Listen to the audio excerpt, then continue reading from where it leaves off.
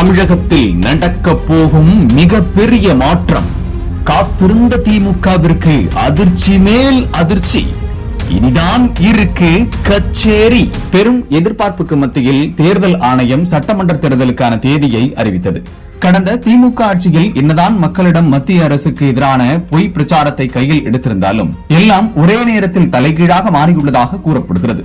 திமுக ஆட்சிக்கு கடந்த 2021ஆம் ஆண்டு பொறுப்பேற்றதிலிருந்து பெண்களுக்கு எதிரான குற்றச்சம்பவங்கள் அதிகரித்தது கடந்த ஆட்சியை காட்டிலும் இந்த ஆட்சியில் அதிகரித்ததாகவே புள்ளி விவரங்கள் தெரிவிக்கின்றன. தமிழகத்தின் பல்வேறு மாவட்டங்களில் பெண்கள் மற்றும் சிறுமிகள் மீது தாக்குதல்கள், பாலியல் வன்கொடுமை போன்ற சம்பவங்கள் தொடர்ந்து வெளியாகி வருகின்றன. சில இடங்களில் காவல்துறை தொடர்புடையவர்களும் குற்றச்சாட்டுகளில் சிக்கியுள்ளதாக தகவல்கள் வெளியாகியுள்ளதால் சட்டம் ஒழுங்கு நிலை குறித்து கேள்விகள் எழுந்துள்ளன. இதனால் பொதுமக்கள், குறிப்பாக பெண்கள் பாதுகாப்பு குறித்த அச்சம் அதிகரித்துள்ளதாக கூறப்படுகிறது. ஆளும் திமுகவை சார்ந்தவர்கள் பல பாலியல் வன்கொடுமைக்கு பின்னணியில் இருப்பதுதான் மக்களிடம் பெரும் அதிர்ச்சியை ஏற்படுத்தியது. சட்டம் ஒழுங்கை பாதுகாக்க வேண்டிய அரசே நிர்வாகிகள் மூலம் கோட்டை விட்டதாக விமர்சனங்கள் முன்வைக்கப்படுகின்றன.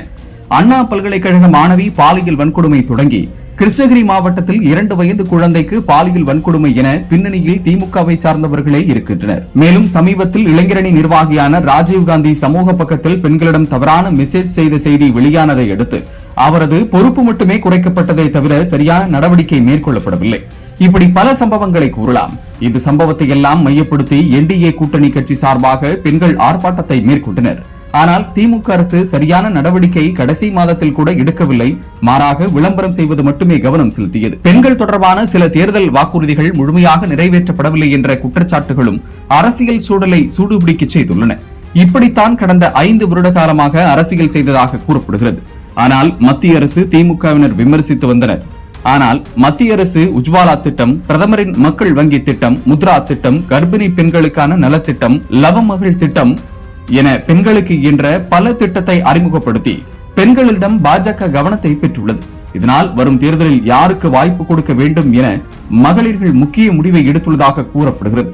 திமுக ஆட்சிக்கு மீண்டும் வாய்ப்பு கொடுத்தால் தமிழகத்தின் அடிப்படை மாறிவிடும் என்பதில் எந்த ஒரு மாற்றமும் இல்லை என்றே கூறப்படுகிறது.